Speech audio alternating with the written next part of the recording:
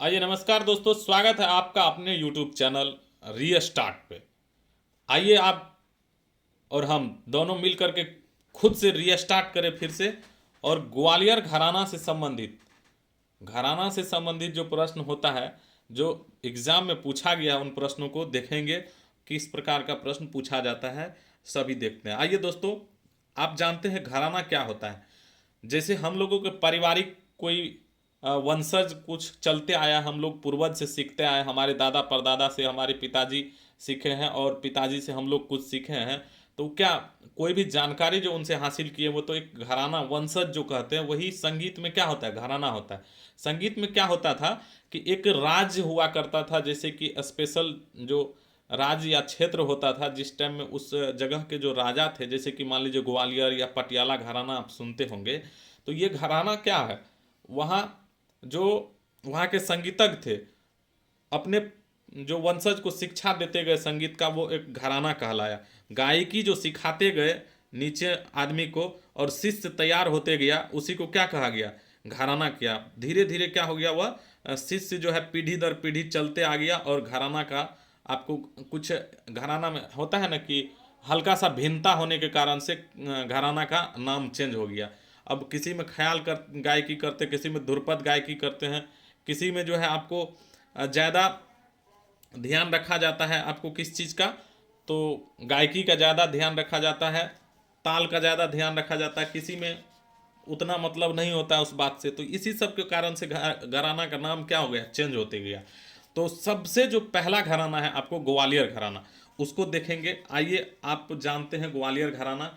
ग्वालियर घराना के बारे में अगर हम जानते हैं तो सबसे पहले आपको जानना चाहिए क्या, कि ग्वालियर घराना का जो है किसके द्वारा, ग्वालियर घराना का जन्मदाता कौन है। तो इसका जन्मदाता के बारे में सबसे पहले हम लोग जानेंगे। तो ग्वालियर घराना का जो जन्मदाता हो जाएगा, उसका नाम आपको याद रखना है। इनका जन्मदाता कौन हो जाएगा, आप जानते हैं, नत्थन पीर बख्श हो जाएगा। नत्थन, ये नत्थन पीर बख्श, नत्थन पीर बख्श, ये जो है आपको क्या हो जाएगा, ग्वालियर घराना के जन्मदाता है नत्थन पीर बख्श। आप जानते हैं दोस्तों कि नत्थन पीर बख्श के दो पुत्र हैं। नत्थन पीर बख्श के कौन, क्या गो पुत्र है, दो पुत्र हैं। आपको दोनों पुत्र का नाम ध्यान रखना है, क्योंकि दोनों पुत्र से क्या प्रश्न बनता है। तो नत्थन पीर बख्श के दो पुत्र हुए, कौन कौन? एक तो आप जानते हैं दोस्तों कि इनके जो पुत्र है कादर बख्श, एक का नाम क्या है, एक का नाम है कादर बख्श,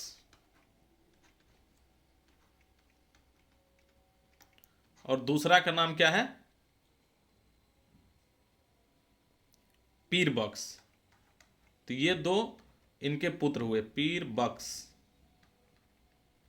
ये नत्थन पीर बख्श के क्या हुए, दो पुत्र हुए, जो कि आपको ग्वालियर घराना को आगे बढ़ाने का काम किए। अच्छा, ग्वालियर घराना पढ़ने से पहले आप जानते हैं घराना जो है, घराना का निर्माण कैसे होता है। घराना जो शुरुआत होता है वह तानसेन के जो है वंशज के बाद से प्रारंभ होता है। तो आप जानते हैं तानसेन के जो पुत्र रहते हैं वह सैनिया कहलाते हैं। वो ध्रुपद और गाते हैं, ध्रुपद गाते हैं, रबाब बजाते हैं। उनके जो पुत्री रहती है वो, आप जानते हैं कि उनकी पुत्री जो है वो क्या करते हैं, बानिया कहलाते हैं उनके वंशज। वो भी ध्रुपद गाते हैं और रबाब बजाते हैं, एक बीन बजाते हैं। जो उनके पुत्र के वंशज हैं वो बीन बजाते हैं, जो पुत्री के वंशज रहते हैं वो क्या बजाते हैं, रबाब बजाते हैं। तो ये सभी बातें आपको हम लिखा देंगे। चलिए आगे, जब घराना पढ़ रहे हैं तो आगे लिखा जाएगा। अभी फिलहाल आप देखते हैं नत्थन पीर बख्श के दो पुत्र हैं, कादर बख्श और पीर बख्श। इससे जो आगे बात बनेगी, देखिए इनसे जो प्रश्न बनती है कैसे कैसे। अब कादर बख्श देखिए, सबसे पहले आप देखिए कादर बख्श को क्या होता है। अब कादर बख्श के तीन पुत्र होते हैं। कादर बख्श के क्या पुत्र बनते हैं, तीन पुत्र होते हैं इनके।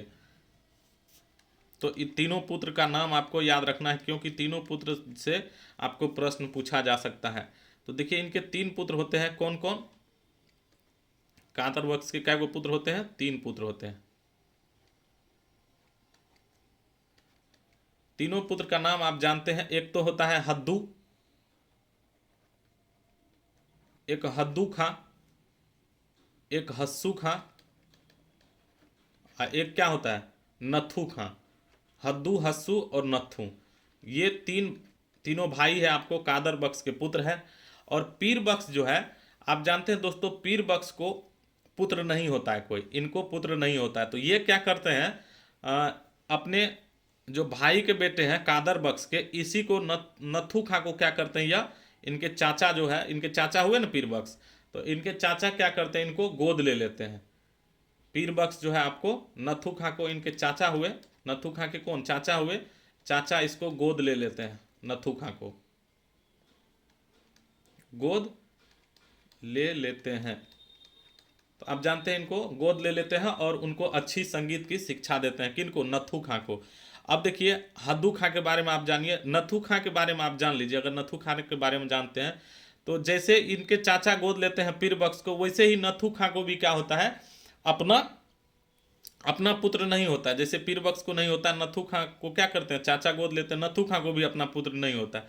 तो नत्थू खां भी क्या करते हैं, ये अपने दोस्त के पुत्र को, ये क्या करते हैं, अपने दोस्त के पुत्र को क्या करते हैं, गोद ले लेते हैं, कौन, नत्थू खां।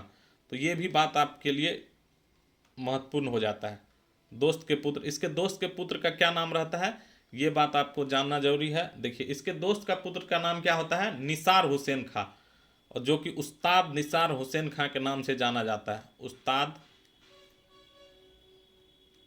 उस्ताद निसार हुसैन खां,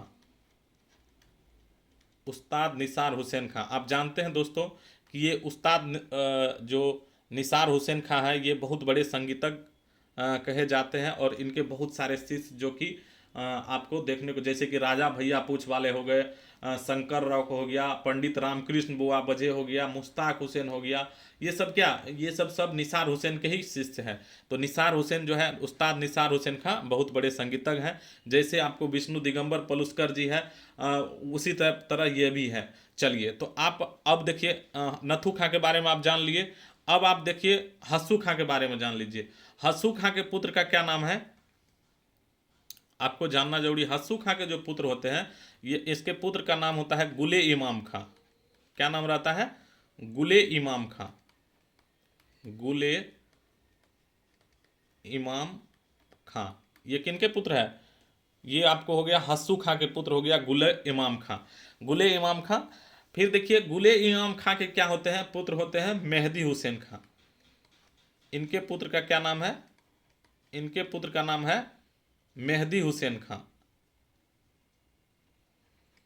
मेहदी हुसैन खां। ये हो गया आपको हस्सू खां से संबंधित, जो इनके पुत्र गुले इमाम खां और मेहदी हुसैन खां रहते। अब आपको रह गया कौन, हद्दू। ये जो कादर बख्श के 3 पुत्र हैं, तो अब हद्दू के खां के बारे में जानेंगे। तो चलिए हद्दू खां के बारे में अब जानते हैं। और हद्दू खां के बारे में थोड़ा आपको विशेष जानकारी रखना चाहिए, क्योंकि हद्दू खां को 2 पुत्र हुए। इनके तो एक ही पुत्र था गुले इमाम खां, और इनके जो है 2 पुत्र होते हैं। तो ये बात आपको जानकारी होना चाहिए। हद्दू खां के कितने पुत्र होते हैं, 2 पुत्र होते हैं। इनके 2 पुत्र होते हैं। दोनों पुत्र का क्या नाम होता है, आपको दोनों पुत्र का नाम ध्यान रखना है। देखिए दोस्तों, इनके एक पुत्र का नाम है रहमत खां। क्या नाम है एक पुत्र का, रहमत खां, रहमत खां। ये हो गया आपको हद्दू खां के एक पुत्र। और दूसरे पुत्र का नाम होता है मोहम्मद खां। क्या नाम होता है, मोहम्मद खां। तो ये बात आपको जानना जरूरी होता है। इनके जो इन दोनों के जो शिष्य हैं, आप जानते हैं इन दोनों के जो शिष्य हैं वो इंदौर के रामा भाऊ और विष्णु गुप्त रहते हैं। इन दोनों के शिष्य जो है कौन है, इंदौर के रहने वाले कौन है, रामा भाऊ।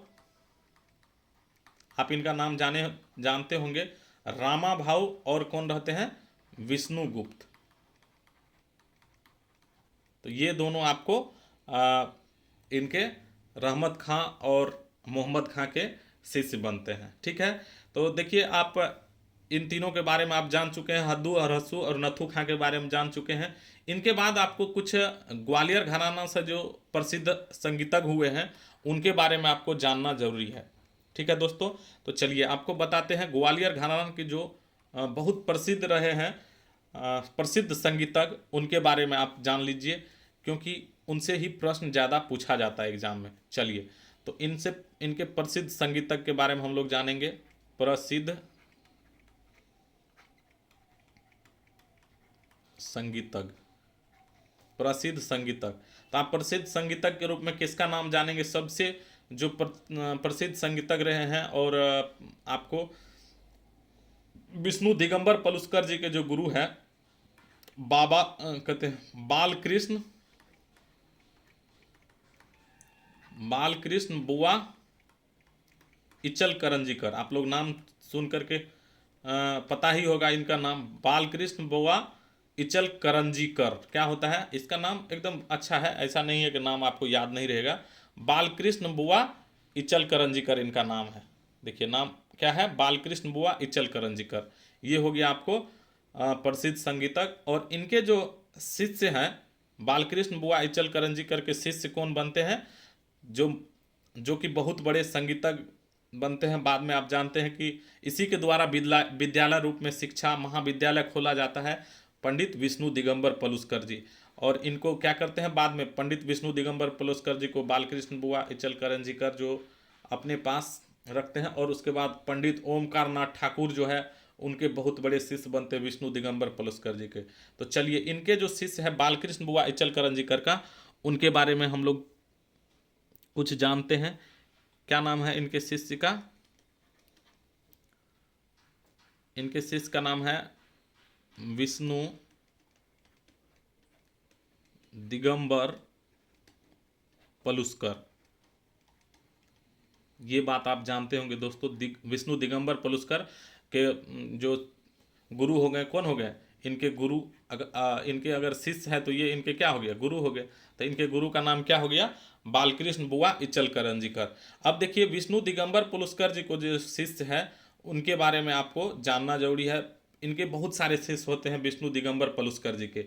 बालकृष्ण बुआ इचल करंजीकर जो मुख्य शिष्य है, एक विष्णु दिगंबर पलुस्कर जी के बारे में पूछा जाता है। और विष्णु दिगंबर पलुस्कर जी के बहुत सारे शिष्य हुए, उनमें जो सबसे प्रसिद्ध शिष्य है उसका नाम आपको याद रखना जरूरी है। इनके जो सबसे प्रसिद्ध शिष्य है कौन रहे हैं? सबसे प्रसिद्ध शिष्य विष्णु दिगंबर पलुस्कर के जो प्रसिद्ध शिष्य हैं आप जानते हैं कि पंडित ओमकार नाथ ठाकुर जी। पंडित ओमकार नाथ ठाकुर, ये हैं आपको पंडित विष्णु दिगंबर पलुस्कर जी के बहुत प्रिय शिष्य, जो कि आगे चल करके जो विष्णु दिगंबर पलुस्कर जी के द्वारा आपको गंधर्व विद्यालय का स्थापना लाहौर में किया जाता है 1901 ईस्वी में, उसका इसको प्रिंसिपल बना दिया जाता है। और मुंबई में खुद विष्णु दिगंबर पलुस्कर जी अपने आप रहते हैं। मुंबई का जो विद्यालय होता है शाखा 1908 में स्थापित जो करते हैं गंधर्व विद्यालय का, तो उनमें खुद रहते हैं वो। तो ये आप इनके बारे में विशेष जाने। तो चलिए ग्वालियर घराना के जो और अन्य शिष्य हैं इनके किसके? विष्णु दिगंबर पलुस्कर जी के अन्य शिष्य के बारे में जानते हैं। तो उनका नाम आप लिख लीजिए। और डायरेक्ट नाम पूछा जाता है कि ये किस घराना से संबंधित है। किनका नाम? विष्णु दिगंबर पलुस्कर जी के अन्य शिष्य, विष्णु दिगंबर, ये तो प्रसिद्ध शिष्य आपको ओमकार नाथ ठाकुर हो गया। और देख लीजिए विष्णु दिगंबर पलुस्कर जी के अन्य शिष्य जिनसे कि आपको प्रश्न पूछा जाता है। तो पहला इनके जो अन्य शिष्य में आप देखेंगे, किसको देखेंगे?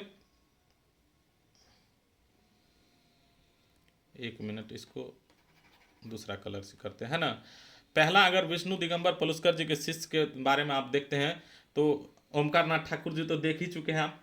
देखिए विनायक राव पटवर्धन के बारे में पूछा जाता है। विनायक राव पटवर्धन, अगर आपसे पूछे विनायक राव पटवर्धन किस घराना से संबंधित है, तो ग्वालियर घराना से संबंधित है। किसके शिष्य है ये? तो विनायक राव पटवर्धन। तो ये हो जाएगा आपको किनके? पंडित विष्णु दिगंबर पलुस्कर जी के शिष्य है विनायक राव पटवर्धन। दूसरा इनका नाम याद रखिए आप, वी.ए. कसालकर। आप वी.ए. अगर देखिएगा ना, वी.ए. 2 आदमी 3 आदमी है वी.ए. के नाम से, तो वी.ए. कसालकर हो जाएगा। वी.ए. कसालकर हो गया कौन? ये भी आपको विष्णु दिगंबर पलुस्कर जी के शिष्य है। V.A. कसालकर। एक हो जाता है V.A. ठकार। क्या होता है? V.A. ठकार हो जाता है आपको। ये भी इन्हीं के शिष्य है, विष्णु दिगंबर पलुस्कर जी के। और एक और शिष्य का नाम आप याद रखिएगा, नारायण राव व्यास। क्या? नारायण राव व्यास। ये आपको महत्वपूर्ण शिष्य हो गया विष्णु दिगंबर पलुस्कर जी के। तो देखिए दोस्तों, आपको एकदम ऐसे ही बार बार इसको देखते रहना। अगर आप फास्ट करके देख लीजिए, लेकिन वीडियो को एक दो बार देखिएगा, या आप बुक से पढ़ते हैं तो बुक से पढ़िए। बुक से बेहतर कुछ नहीं होता है। अगर आप नहीं समझते हैं तो हम आपको समझा समझा के यहाँ से पढ़ा रहे हैं, आप पढ़ सकते हैं। ठीक है, तो अगर आपको अच्छा से समझ में आता है, बुक पढ़ने के लिए आता है, तो अब बेहतर तरीका आपका है कि आप खुद से पढ़िए। हम नहीं कहेंगे कि आप यूट्यूब और इधर उधर समय बर्बाद कीजिए। सबसे अच्छा तरीका होता है क्या? सेल्फ स्टडी करना, है ना। झूठ मूठ का आप इधर का उधर अगर टाइम पास कीजिएगा तो कैसे होगा। तो चलिए दोस्तों, देखते हैं इससे आगे। आप ये आप विष्णु दिगंबर पलुस्कर जी के बारे में देख चुके हैं। अब इसके बाद आपको बताए थे नत्थू खां के जो दत्तक पुत्र हैं निसार हुसैन खां, उनके बारे में जानते हैं। निसार हुसैन खां के जो कुछ शिष्य हैं उनके बारे में आप लोग जान लीजिए।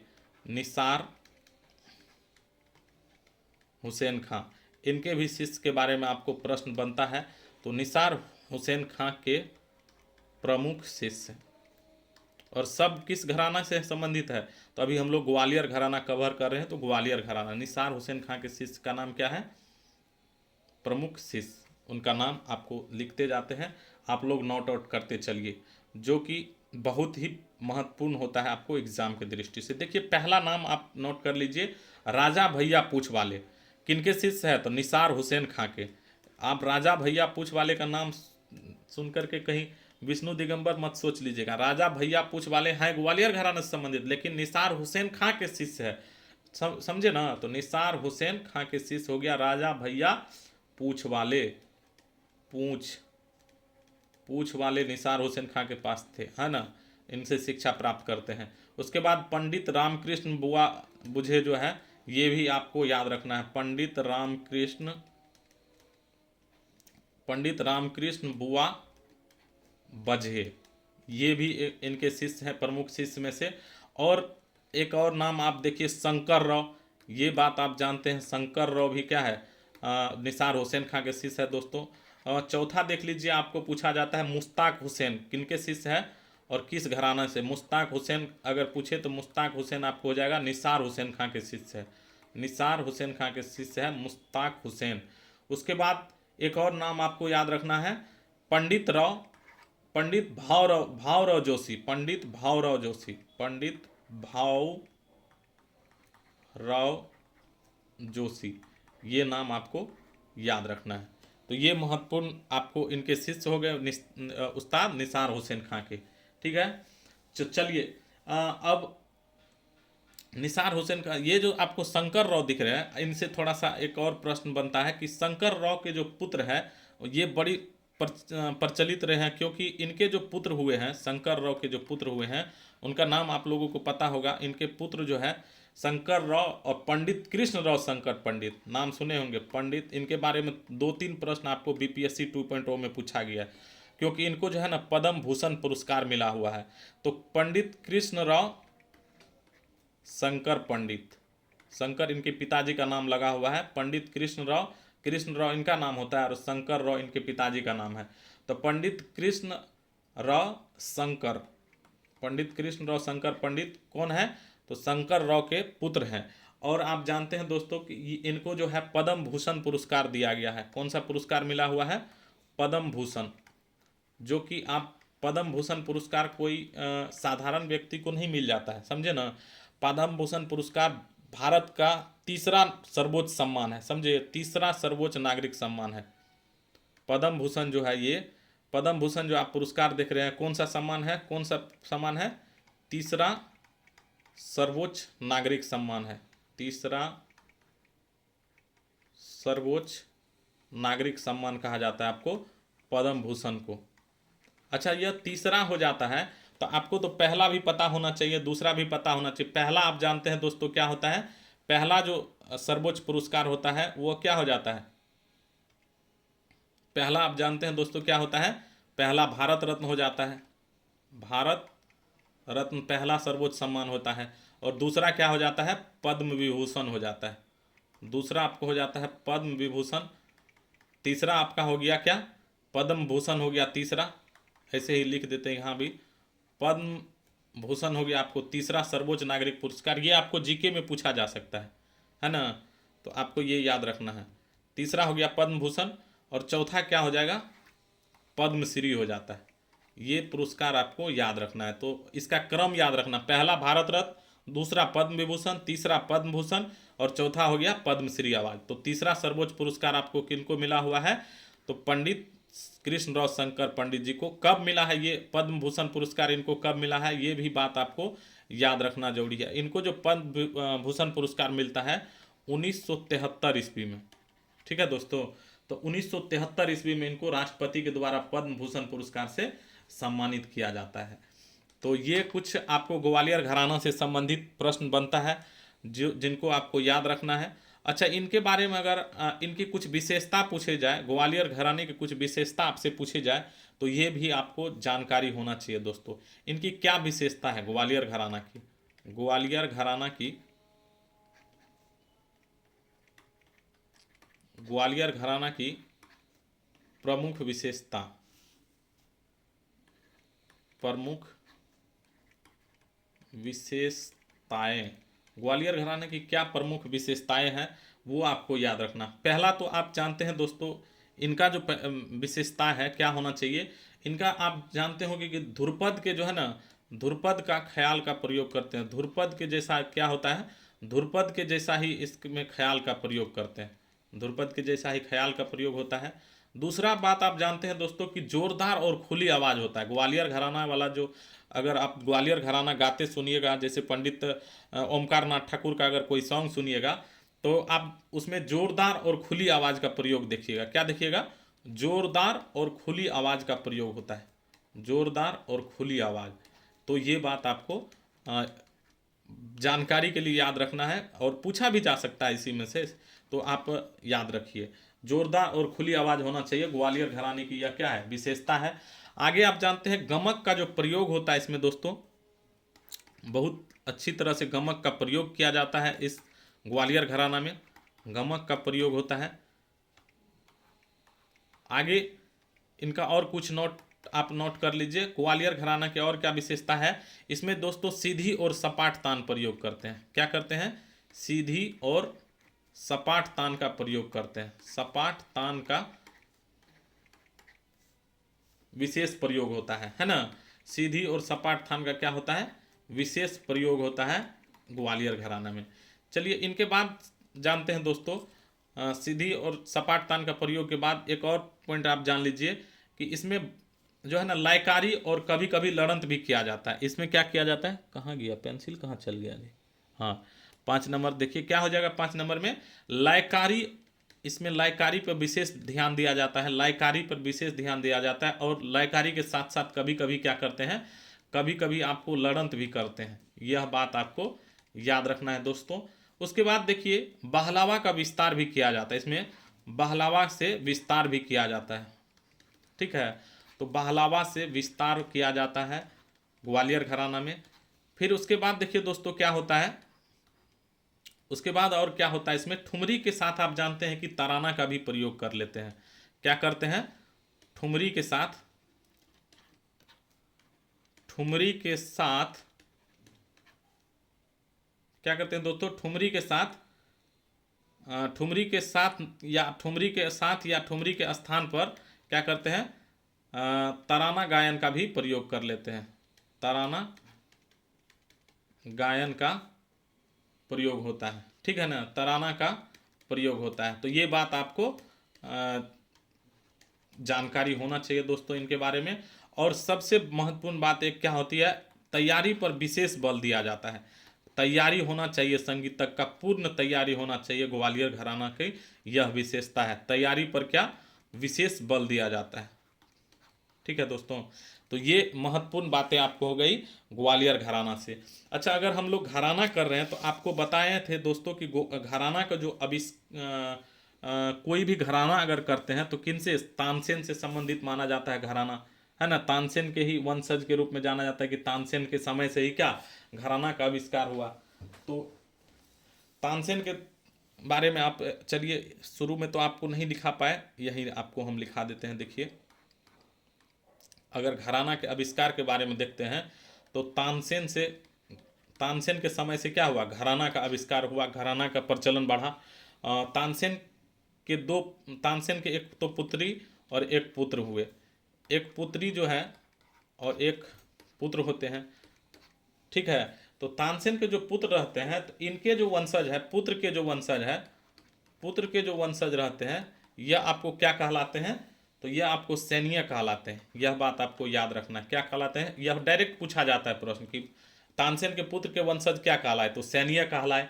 और यह सैनिय कहलाए, साथ साथ ये क्या करते थे, तो ध्रुपद, तानसेन तो जानते ही हैं ध्रुपद के लिए जाने जाते हैं, तो ध्रुपद गाते थे। और ध्रुपद के गाते समय तो गाते गाते जो है ये बीन भी बजाते थे। क्या करते थे, बीन बजाते थे। ध्रुपद के साथ क्या बजाते थे, तो बीन बजाते थे। ये बात भी आपको याद रखना है दोस्तों, ध्रुपद के साथ साथ बीन बजाते थे। और पुत्री की बात करें तो पुत्री के जो वंशज है, ये पुत्री का जो वंशज आप देखते हैं दोस्तों, तो पुत्री का वंशज बानीय कहलाए। क्या कहलाए, बानीय। ये भी बात आपको याद रखना है, पुत्र का वंशज सैन्य और पुत्री का वंशज बानीय, ठीक है। और ये भी ध्रुपद गाते थे, ये भी क्या करते थे, ध्रुपद ही गाते थे। लेकिन ये ध्रुपद गाते थे और साथ में क्या बजाते थे, रबाब बजाते थे। साथ में क्या बजाते थे, रबाब बजाते थे, इसीलिए थोड़ा सा अंतर हो जाता है। और ये रबाब बजाते थे। तो ये महत्वपूर्ण बातें आपको याद रखना है। अच्छा, आप ग्वालियर घराना के जो जन्मदाता है आप देख चुके हैं, नथन पीर बख्श है, तो ये सब बात आप जान ही चुके हैं। तो चलिए, आज के बाद अब होने वाला है जो घराना सब है उसमें कम कम प्रश्न बनता है। सबसे ज़्यादा प्रश्न आपको इसी में बनता है, ग्वालियर घराना, क्योंकि सबसे ग्वालियर घराना से आप जानते हैं कि आगरा घराना का उत्पन्न माना गया है, तो इसीलिए इनसे ज़्यादा प्रश्न बन जाता है। तो ये सभी प्रश्न आपको दोस्तों याद रखने हैं। मिलते हैं दूसरा टॉपिक के साथ। जय हिंद, जय भारत। अगर आपको अच्छा लग रहा है तो कमेंट बॉक्स में आप कमेंट करके बताइए कि हाँ सर अच्छा लग रहा है, अच्छा समझ में आ रहा है, तो हम और समझाने की कोशिश करेंगे अच्छा से। और दोस्तों देखिए, चैनल को अगर अभी तक आपने सब्सक्राइब नहीं किया तो कर लीजिए, आप ही के हक में फ़ायदा होगा, समझे ना। हमको तो अभी कुछ फ़ायदा होने वाला है नहीं, होगा आगे चल के ज़रूर होगा। आप लोग सपोर्ट कीजिएगा, आप लोग अपना प्यार दीजिएगा अपने भाई को, तो ज़रूर होगा। तो देखिए, शिक्षक आप बनने जा रहे हैं और हम खुद शिक्षक हैं, तो हम दोनों एक दूसरे का दर्द समझते हैं कि क्या करना होता है। तो चलिए मिलते हैं अगले टॉपिक के साथ, नए जोश और जुनून के साथ। पढ़ते रहिए, मुस्कुराते रहिए,